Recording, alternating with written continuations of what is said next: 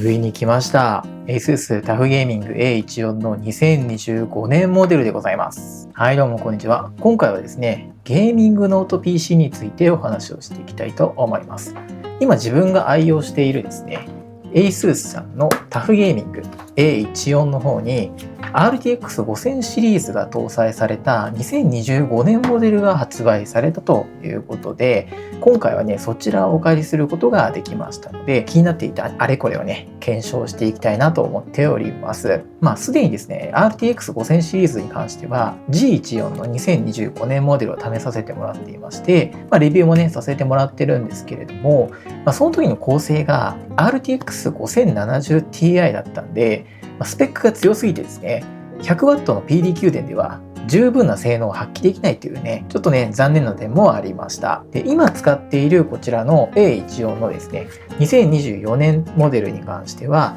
RTX 4060が搭載されていまして、 PD 給電でもですねしっかりと性能を発揮できる、とてもバランスの良いゲーミングノート PC で愛用ね今もさせてもらっているんですけれども、それが今回ね RTX 5060になったことによってその辺がどうなるかっていうのがねちょっと気になっていたんですよね。こちらについて、先に結論をお話ししておくんですけど、今回の A14 2025年モデルに関しては PD 給電でもしっかりと使うことができました。なのでねこれだけでももう使い勝手の良いノート PC だと言えるのかなとは思っているんですけれども、それだけでねあれですので、これから詳しくお話をしていきたいと思います。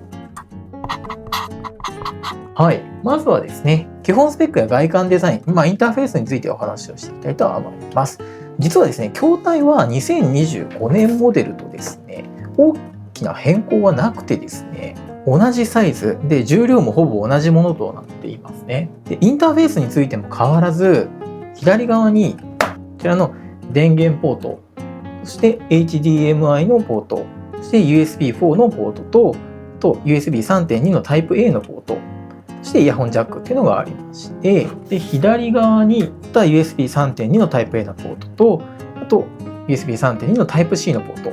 そしてマイクロ SD カードのポートっていうのがあります。これは従来のこの2024年モデル変わらない構成になっていますね。で、キーボードやマウスパッドにつきましても基本的には一緒になっていますね。特に変更もなく、ディスプレイもですね14インチの 2560×1600 ドットのノングレアリフレッシュレートは 165Hz のモニターとなっています。で、メモリも 32GB で、ストレージも SSD1TB と、本当にね2024モデルをそのまま踏襲しているような感じになっています。なので、変更になっている部分としてはですね、中身の CPU と、GPU の部分がですね変わっていますね。まずですね CPU はグレードによって異なる2種類が準備されていまして、今こちらにありますのが FA401KM というモデルで、Ryzen AI7-350 が搭載されています。8コア16スレッドで AI 処理に適した NPU がついていまして、最大 50TOPS の性能となっています。で、これとは別でもう2つモデルが出ていまして、それが FA401UM と UH というモデルがございまして、こちらは AMD Ryzen 7-260の CPU が搭載されていまして、8コア16スレッドの CPU で、NPU のパフォーマンスは 16TOPS 相当となっています。40TOPS を超えるコパイロットプラス PC と言えるのはこちらの FA401KM という形になります。はい、でこちらの FA401KM に搭載されている Ryzen AI7-350 についてはベンチマークとかねいろいろ取ってみました。シネベンチ R23 ではマルチスコアが 14,537、シネベンチ2024では853となっていました。実はこれですね A14 の2024年モデルで搭載されていた AMD Ryzen 7-8845HS のシネベンチ R23 のスコアがですね 14,569 となっていましたので、実はそんなに大きな差がないという結果になっていました。ただね先ほどもお伝えした通り AI 処理性能については NPU の性能差がありますので、 AI 処理能力を数値化できる Geekbench で測定してみたところ AI7-350 に関してはマルチスコアが 13,648、シングルスコア2,786となっています。2024モデルの 8845HS に関してはマルチスコア 12,450、シングルスコアが2457と、やっぱ数値にね、そこは差が出ておりましたね。AI 生成等の作業を行う方は、こちらの350の方が、快適に作業ができるということみたいですね。はい。で、そしてですね、GPU につきましては、FA401KM と、もう一つのモデル FA401UM は5060が搭載されていて、で、その下の FA401UH は5050が搭載されております。FF ベンチマークもね、取ってみたんですけれども、401KM に関してはですね、フル HD 画質で14740というスコア。で、2K 画質では9793となっておりました。H の2024年モデルの4060で取ったスコアはね、こんな感じになっていましたので、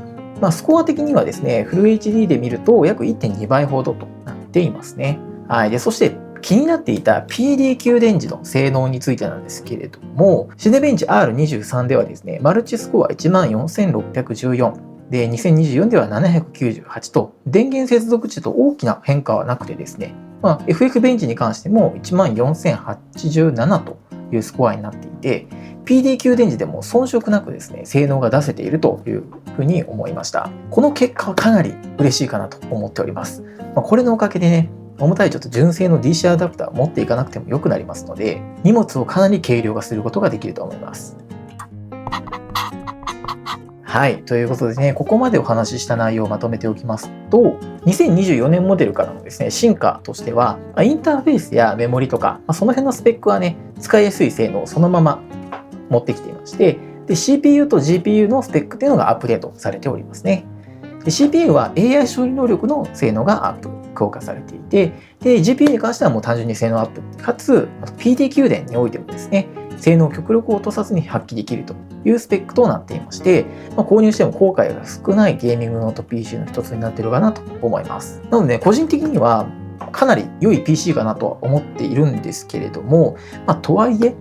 気になる部分も少しあったのでご紹介しておきます。それはですね、コストパフォーマンスというところの部分ですね。こちらの Ryzen AI7 350搭載の FA401KM については約34万円ほど。で、Ryzen 7 260搭載の FA401UM については約27万円。そして FA401UH については約24万円となっているんですけれども、RTX 4060と同じぐらいのスペックのですね、RTX 5050となりまして、かつ SSD が 512GB となりますので、コスパがね、すごい良かった2024年モデルに比べると、ちょっとだけ見劣りしてしまう部分もある感じがしましたね。とはいえですね、元々の設計がとても使いやすいモデルではありますので、それこそね、軽量コンパクトで持ち運びのしやすさとか、あと充実したスペック面とのバランスがね、すごく取れているモデルにはなっているので、そういったモデルをお探しの方はね、買って間違いないモデルにはなっているかとは思います。ただ、もしさらなるコスパを求めるのであれば、今、動画ね、撮影している今であれば、まだ2024年モデルが少し在庫あるようですので、例えば今見ていると、ASUS さん公式ストアの方では、Ryzen AI9 HX370 搭載の FA401WV がですね、セール価格で約27万円になっていますので、正直今買うならそっちの方がおすすめかもしれませんね。ASUS ストアさんの方では定期的にセールもされていますので、気になる方はね、概要欄に URL 貼っておきますので、ぜひチェックしてみてください。はい、ということでいかがでしたでしょうか。今回はね、自分が激推ししている H4 の2025年モデルをご紹介させていただきました。こちらのチャンネルではこういったゲーミングデバイスのご紹介や撮影機材等のご紹介をしているチャンネルでございます。ちょっとでも参考になっていれば、ぜひチャンネル登録、高評価よろしくお願いいたします。また、コメントなんかもいただけますとすごくモチベーションになりますので、ぜひぜひよろしくお願いいたします。というところで今日のところはこの辺で、また次回の動画でお会いしましょう。バイバイ。